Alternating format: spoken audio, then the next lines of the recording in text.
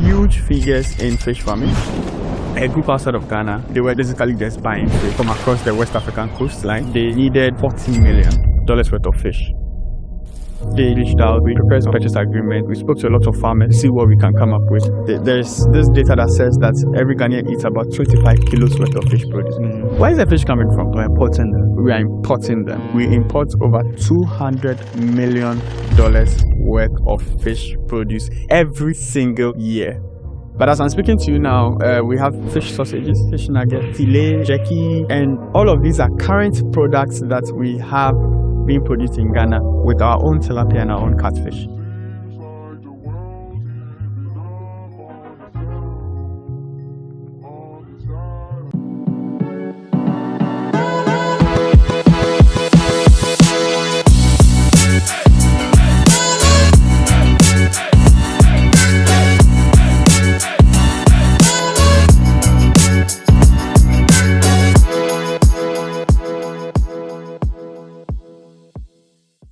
Yo gang, we are back again. We are back like when your dog sees a stranger. We are back like what is behind a tree. Guys, welcome to today's beautiful episode. I've been having interesting conversations with an exceptional young gentleman. This guy is raking in some serious money, and I was like, shall I come on the podcast and come and give my subscribers, come and put us on game, right? I want to introduce the one and only Mr. Gabriel, the king of the fishes. My brother, how are you? Yeah, I'm good. Charlie. You're looking good. You're also looking good. Charlie, this guy works a lot. Charlie, back to back meetings. Anyhow. Charlie, that's one of the things I really admire about you. We've not known each other long, but we've had a lot of extensive business conversations, investments and all those things. And they're coming to us partnering on something potentially. Yeah. And the work ethic is crazy, right? And I'd like to applaud that, right? Let's go into it. Could you just give us a brief introduction of who you are and what you do? All right. So my name is Gabriel Lartey.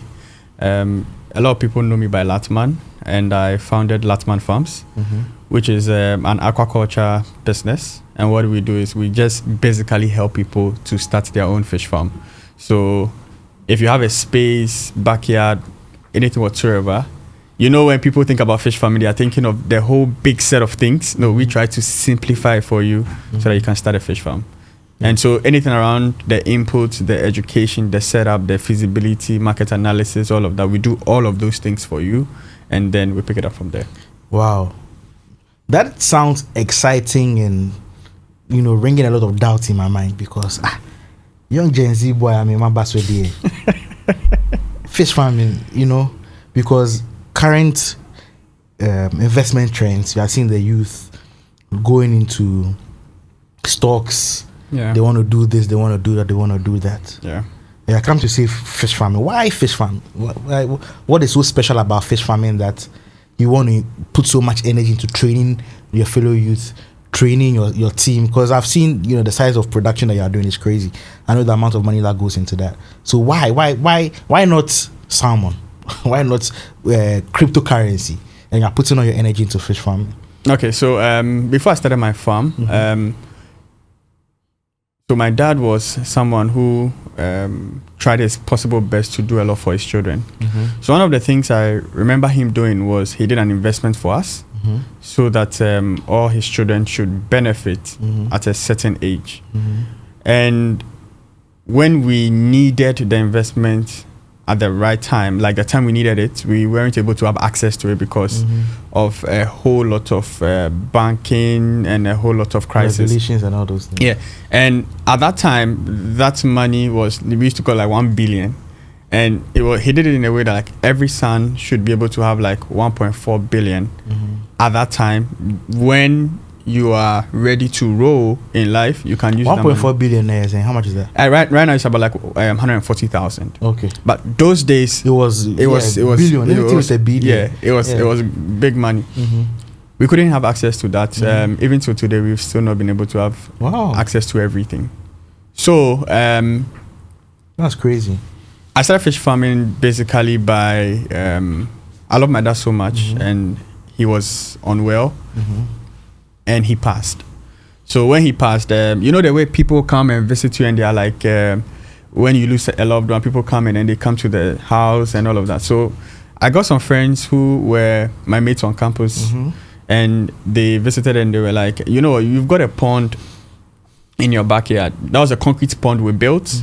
That was my dad's stuff, and it was just for the leisure and the beauty of fish available. And they asked me to do fish farm. I was like, Charlie, I'm not interested. Why? Because I did a bit of digital marketing. I did a bit of they've thrown you away from Charlie, and I was like an office guy, because if you go to Instagram and you type Latman shoes, that was my initial business I was doing pre-COVID. So I had a very good business I was doing where I was selling shoes, like leather shoes and all of that. Okay, but when I lost him, I lost interest in almost every single thing. Yeah, the hit was a bit difficult for It you. was very, very difficult. But what happened was, my friends had left. I told them I'm not interested in all of this. One night, I just woke up and I was like, I want to give this thing a try. That very night, I drove to my friend's house early in the morning, and I was like, Chris, we are going to get fish. He looked at me like, no, you are not serious. You need a tank, you need it. I said, Chris, it's happening today. We went, we got fish, and we started with something very small, but then now this is where we are. Right. You said something very interesting that I just want to, highlight on before we move on. That immediately the inspiration came. You didn't wait for a lot of time to think about it, and I realized that that's a big problem that we have. Immediately we get an inspiration, like, let me think about it. Yeah. Because I personally believe that inspiration was quite divine. Looking at the timing of your dad passing and all that, I strongly believe that was a bit divine. So I believe if you relaxed on it, you probably wouldn't have done that. Okay, wonderful. Let's talk about fish, catfish, right? Like I was asking the earlier question, and I want you to just go a bit deeper into it. Is it lucrative? Yeah, fish farming is and can be very lucrative. The components are a bit simple. One is design. Having the right kind of design would help you.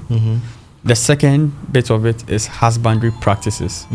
So having the right set of husbandry practices would help you. And then the last bit is making sure that you are producing something that persons would like to buy. And you can make good money in fish farming. Okay. Let's look at initial investment capital. How do I become a fish farmer?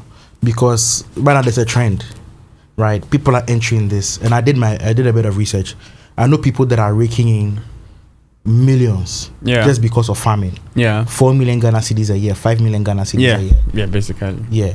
So this is like I'm straight out of school, right? I want to start, right? How do I become a catfish farmer? Okay, so the process is a little bit more simpler than it looks like.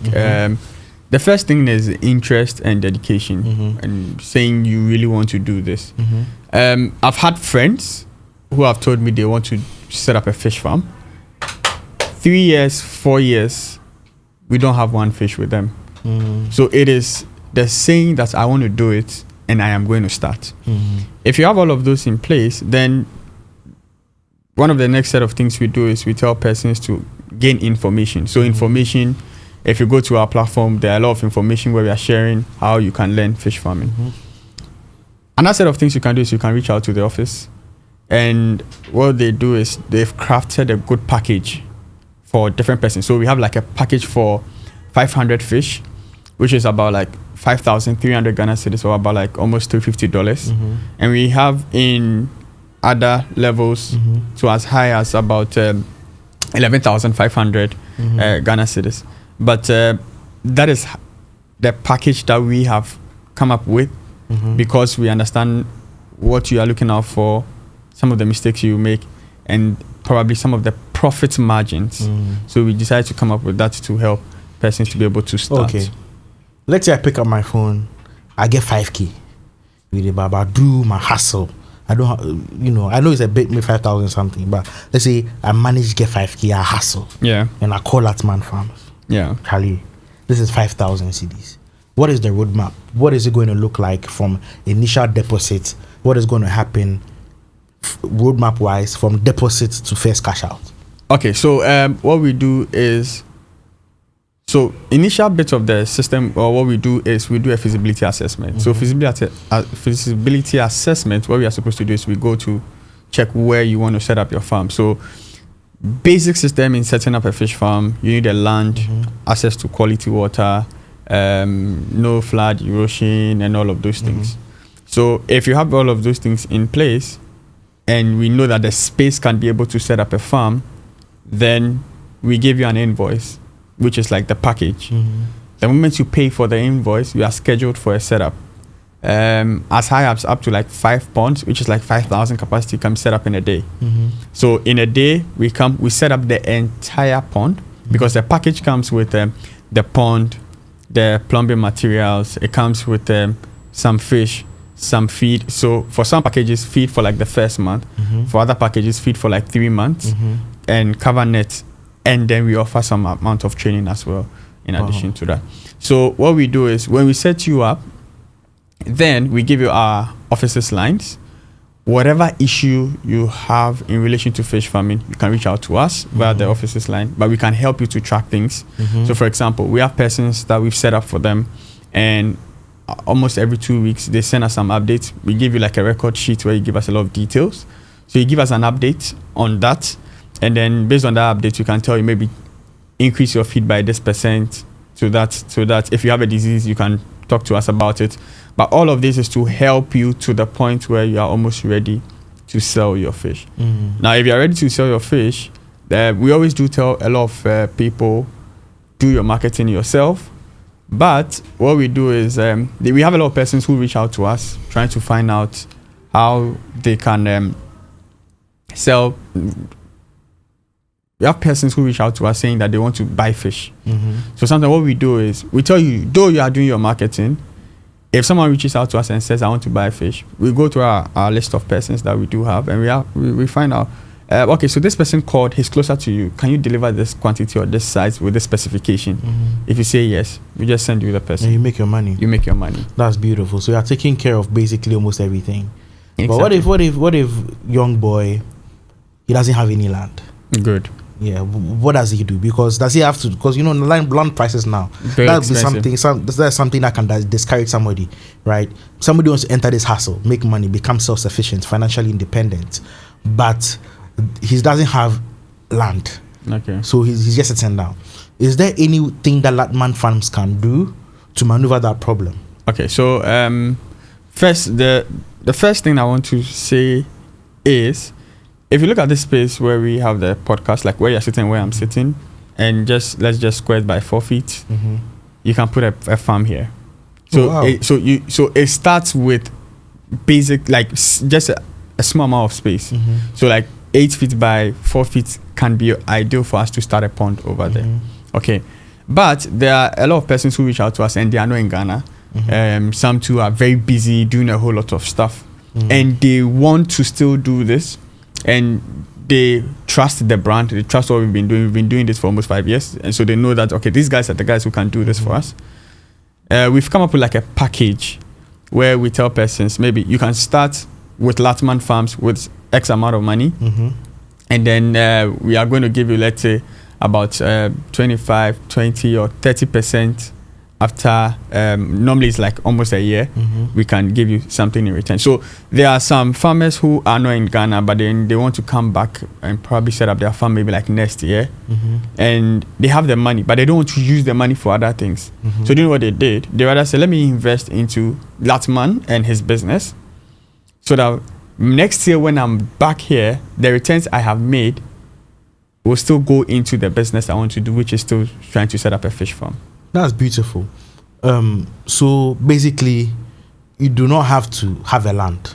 No. You do not have to have any experience. No. You don't even have to be in a country. Not at all. It's about your seriousness. Exactly. Charlie, Gabriel, let's talk numbers. Okay. Right. And I'm just, saying this to motivate the people watching. Right. What amount of money have you seen, directly or indirectly, regards to fish farming that has shocked you? Okay, so 10 mil has not shocked me yet.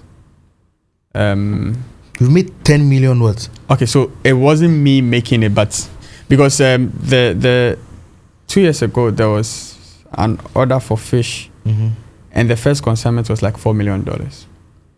Why? Yeah. In Ghana here? So what happened was, so it is understanding how business works and understanding the space you need to find yourself in. If you are in some of those space, you know what's going on. So I was very fortunate for a group outside of Ghana. They were basically just buying fish from across the West African coastline, and they needed about $40 million worth of fish. And they just reached out. We prepared some purchase agreement. We spoke to a lot of farmers to see what we can come up with and all of that. So I've realized that there are huge figures in fish farming because Ghana as a country, the last bit of data I checked, we import over $200 million worth of fish produce every single year. That money can be going into my pocket. So what I'm saying is this. I'm not coming up to say I know all of the processes and how to make money in all of these things. No. But what I'm saying is this. Out of the 200 million, I'm trying to work my way towards being able to make $1 million. So I'm probably looking for just 1%, but I don't want to look for 1% alone. So what I'm saying is this. Do you also want to make 1% in fish farming? If you do, join. So we are just creating a network or a community of persons who understand the industry, because we are working in collaboration with the Chamber of Aquaculture Ghana, Marine and Fisheries Department of the University of Ghana, and a whole lot of other stakeholders, because I'm a stakeholder in a lot of the things we do here in Ghana. So it's understanding where there are opportunities and we take advantage of that. Wow, the 1 million is just sounding in my ears. Yeah. Because it's possible, anybody can do it. Yeah, it is actually, because there are some people who are doing very, very good amount of money in fish farming. I actually have a friend who is doing very good amount of money in fish farming. Give me a number, Gabi, don't hide it. All right, so just to give you a quick idea, during the spillage, so when there was the Volta River, we had that conversation earlier. Yeah, my friend lost 14.7 million Ghana cedis. That's almost $1 million. Fish. Yeah, and as I'm speaking to you now, he's still in production. He's still trying to put things back in place. That is to tell you that for someone to lose like almost $1 million and still be as dedicated and he's not 40 years. Yeah. So what we are just saying is this: there are a lot of industries currently in Ghana. Okay, and if you check, there's this data that says that every Ghanaian eats about 25 kilos worth of fish produce. Where is the fish coming from? We're importing them. Well, we are importing them. And so what we want to do is we want to use aquaculture, because if you look at the ocean, there is a decreased level of production in the ocean due to a lot of activities by mankind. If you go to the forest reserves, the rivers, lakes, and the rest, a lot of them has been polluted, so you don't even find fish in there. So there is a deficit on the fish requirements for us. So what we do is we don't do only catfish, we do tilapia as well. And all of this is because Ghanaians do want it. And then there's another market that that market is the market outside of Ghana, which is also very good. Right. So let me ask this question on processing. Yeah, good. Right, the processing industry in Ghana. A lot of the times we hear that Ghana has the raw materials, and I'm putting these fishes under the raw materials. Good. Right. How does number one Latman do processing? Right, because with my understanding of the economy, account, and all that, I know that if value added to the fish is going to increase the overall cost. Right. So how does your processing sector look like? Do you do any fish processing? Which do you advise people do more? Should the person just focus on the fish farming and his marketing, or he should also try and do processing? Does he need that Okay, space. so jack of all trades is a master of Master none. of none. So most of the time, what we tell persons is, if you look at the value chain, we can draw the whole mapping of the value chain. Look at where you feel you have the strength. Do you know there are some young persons I've just told them that don't start a fish farm?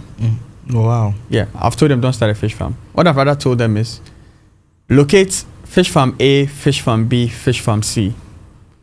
Their problem is probably they want to focus on production.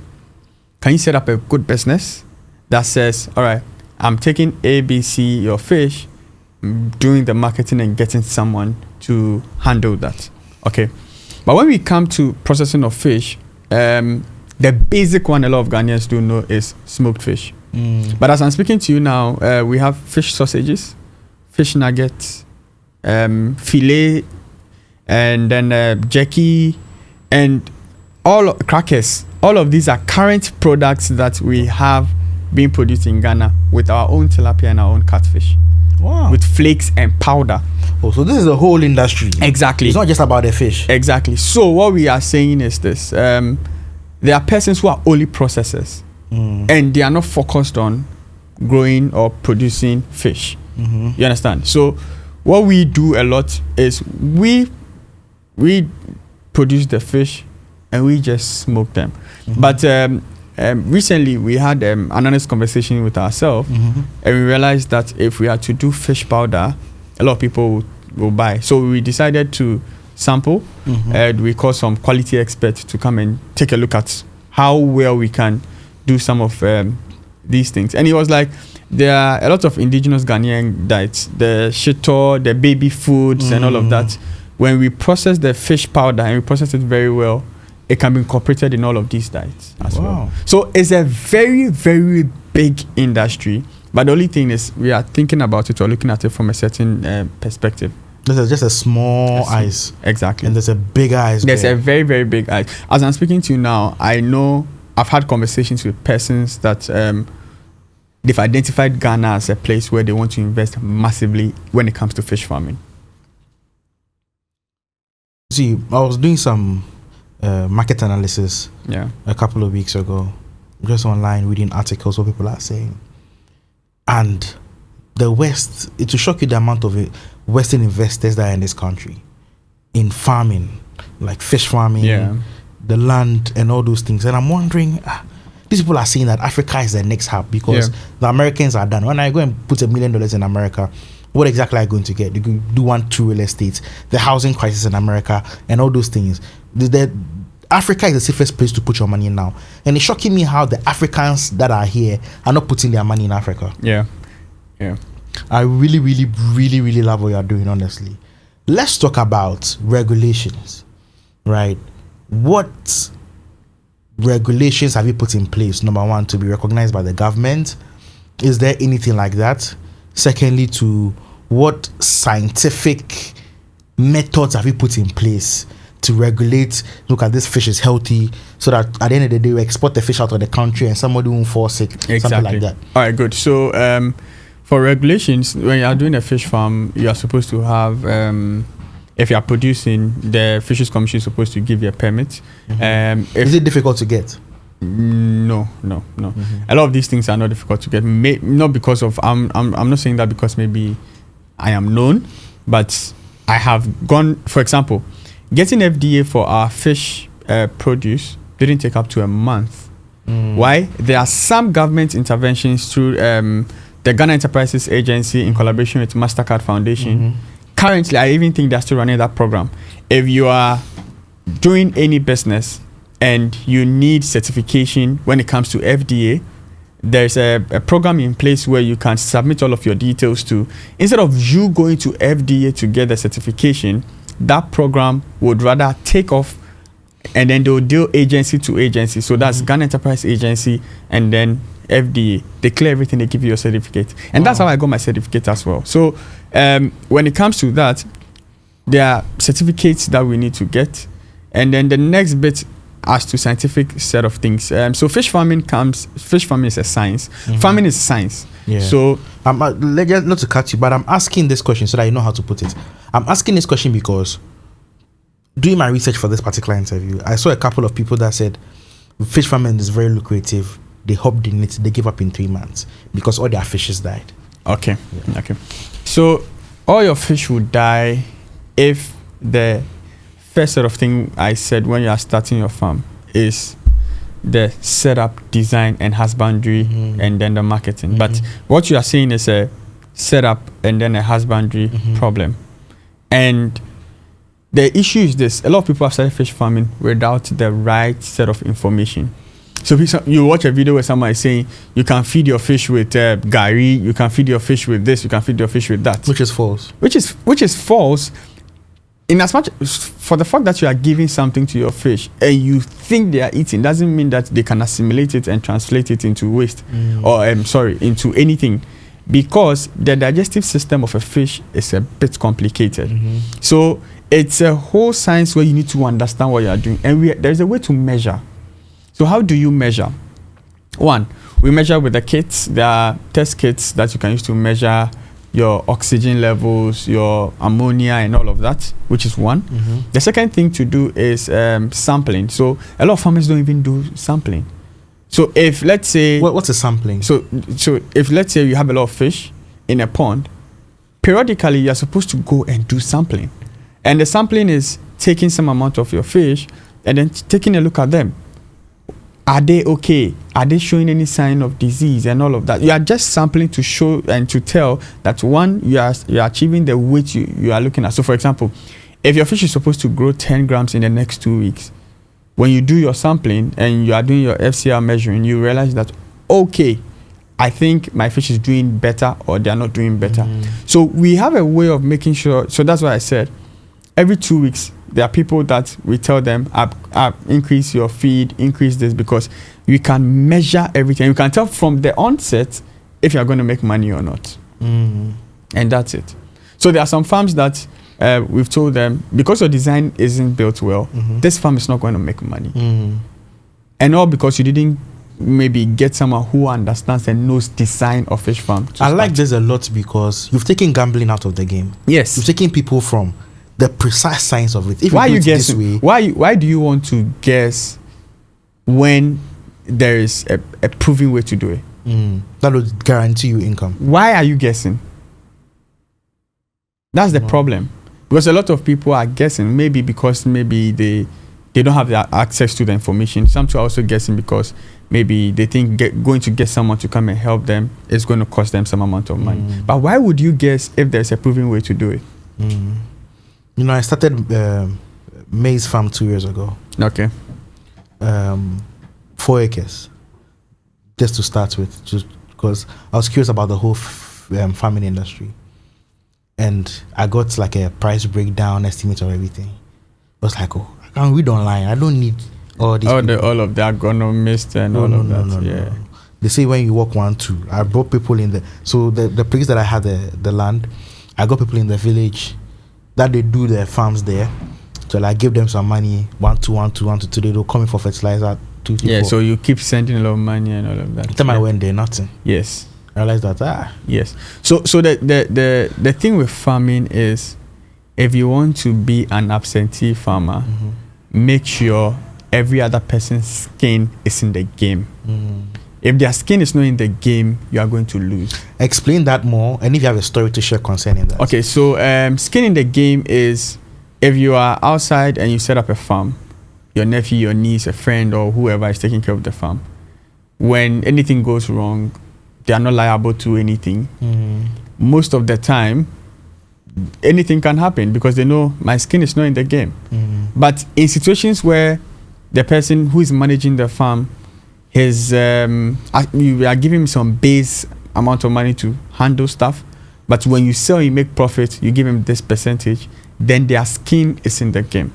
And so most of the time, if you have, so for example, that's why we decided to come up with the farm with us kind of a thing, because when you farm with us, our skin is in the game, sometimes even more than you.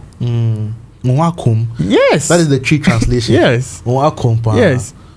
And if those who have direct relationship with the fish and all of that have the right information and their skin is in the game, then you know that I should be looking at a good amount of money. in all of this, right, though I've set up a lot of farms, as of last year, we have set up over 170 farms. In the beginning of this year till now, I would say we have over almost about like 24 farms that we've done in the beginning of this year. Even in all of this, I still go for training. I still go to learn. I still try to build on my knowledge and my information. Wow. Yeah. So then my money in your hand is safe. Your money in my hand will be very, very safe. I like that. So who is your ideal client from the investing side, right? Because it's not and I always say this: it's not every type of investment money you take. Yes, exactly. You have a conversation with somebody and realize that this person is not ideal. Like how you said somebody shouldn't do fish farming; they should rather look here. So who is your ideal person? Okay, so what we do is first, if someone wants to start anything with us, we send you a quick flyer, and on the quick flyer, we try to let you know the people you are dealing with. So the experience and what we know and what we want to do. But our ideal set of persons we are dealing with are people who they find themselves in a space where they have cash and they don't know what to do with their money. But they are not looking for some extreme levels of money, but they want to work with something that is proven over a period of time. So like, for example, what we say, if you bring X amount of money, we are going to give like a 30%. They're giving you a 30% in a year. Okay, so if you feel it works for you, then that's fine. The next set of things we do is there's a whole contract where you understand all of the details, so that if anything is to go south in any way, we are going to work with the contract. But one of the things we've said is we want partners who have a bit of passion. Yes, a bit of passion, and then partners who in some situations are willing to contribute, because we are open to contributions. Because if, let's say, I have you on a partnership with us, what that's going to do is, yes, maybe it's about money. You are going to give us some money, but I believe you are also going to may make some very good inputs. That's good, because sometimes we may come up with some amazing opportunities. Fish farming as an industry, there are several opportunities. Like today, this is what is making waves, but there's something else that is making waves, and opportunities do pop up just like that. Yes. So there are some investments where we've seen like 60% returns on investment because of the opportunity that was available. So we'll just have conversations with you. What do you think about? I think this is something we should pursue, and then we pick it up. I love that. Let's talk about mentorship, right? You set up over 170 farms last year alone. Yeah. Right. What's the difference between your method and the other things? Because you're not the only person doing fish farming mentorship. What attention are you giving to your mentees that they are doing fabulously well? Because I know for a fact that people are coming from all over Africa just to come and study with you. Exactly. So what's making your mentorship so golden? Okay, so my mentorship actually starts online, and online we don't hide anything about fish farming. So most of the people who are already reaching out to us, they more or less like believe these guys have the information. And so the next set of things you have to do is to just execute. And so to execute is, Latman Farms is saying, after training, because persons do come for like 3 months, 3 days training, we do different trainings, right? After training, when you start your farm, we've told you, we give you like the sheets and all the records and all of the things you're supposed to take notes of in your farm from time to time, right? If you really want to be successful with us, we just tell you, just make sure you record the details that you're supposed to record in there. Another set of things we do is we try to also put on our people we've trained on other workshops where they can learn. So for example, if we know there's a workshop by World Aquaculture Society, Chamber of Aquaculture Ghana, Aquaculture Association, and all of that, and there's a free webinar, or there's an exhibition, or there's a workshop, anything whatsoever, we allow you to come. Putting the whole community. Yes. So the interest is not just, the interest is let's grow ourselves as a community that is standing for aquaculture in Ghana. Because I have a lot of people in West Africa who are coming to me to learn how to do fish farming, to go and do that in other countries. I've gone to do projects in Sierra Leone, consulting for some persons in Liberia, some in Gambia. And all of this is because the way you are seeing it here in Ghana, it's not like that somewhere else. It's even at the very low key level. So for us over here, all it's I'm an hearing is amazing market opportunity. Exactly. Because I have people who fly us and the team to their countries. We do a whole feasibility assessment for them. We select a land and we set up a farm over there. We make sure we have the farm set up over there. And we have farms in different countries where we are, even though we are in Ghana, we are still helping them to manage and monitor. So let's say we have, let's say I have one tank, right? I started my own fish farm some time ago, you know, selling here and then making ends meet. I have one tank. I'm trying to scale like you. What tips and tricks did you learn over the years that, you know, I always say, what did you learn that you wish somebody told you earlier to help you grow faster? The best thing I've learned when it comes to fish farming is proper partnerships and relationships. I was trying to do a lot of things on my own. So for like 3 years, when I'm doing my stuff, I do it all alone and what have you.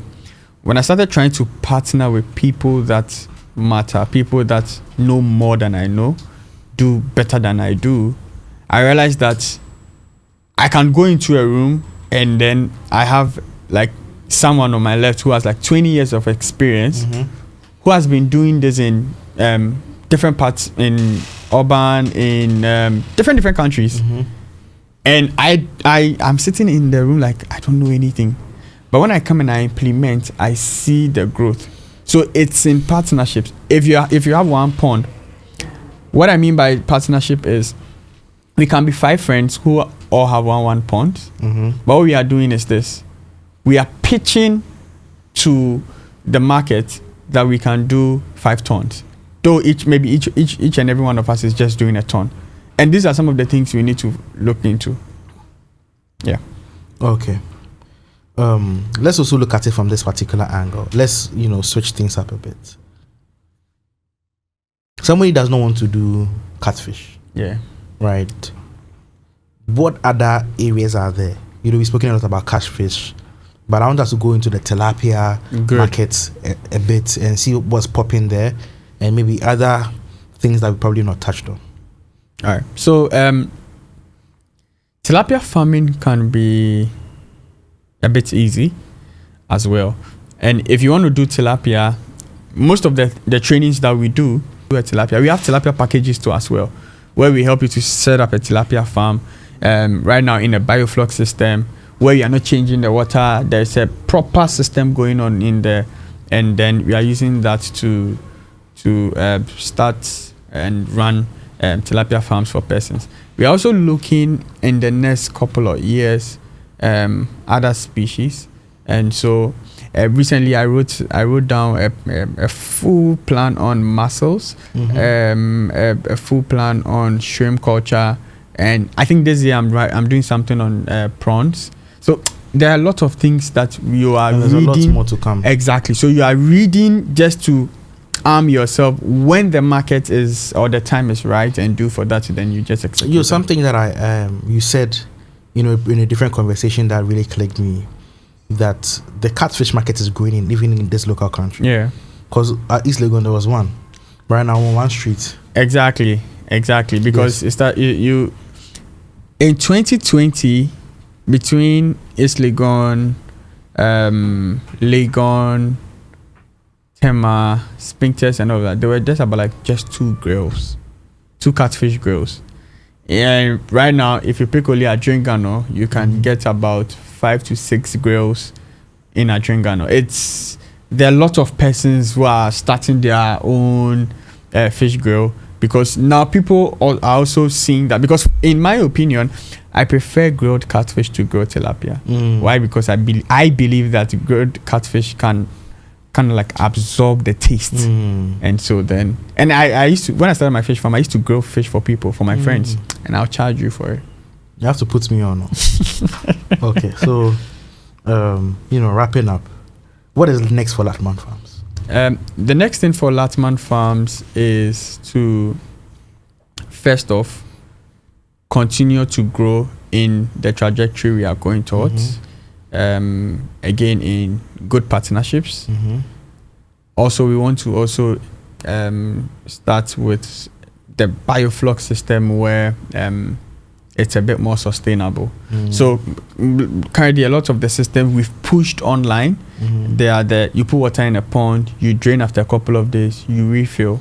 By close of this year, we are going to run an intensive training on biofloc and then tilapia fish farming, where people will come to our farm and they'll see some of these facilities over there. What is biofloc per se, and what does it mean? So it's the creation of a biological flock, okay, where in your fish pond you have your fish, you have some beneficial organisms which double as feed sometimes for your fish, and they create a good environment for both the fish and the ecosystem. Exactly, balance. and then your feeding may come down, may reduce, and you don't change water as much. You just need good aeration that is pumping in a lot in your pond, and then a bit of some water recycling in the same pond, and that's that.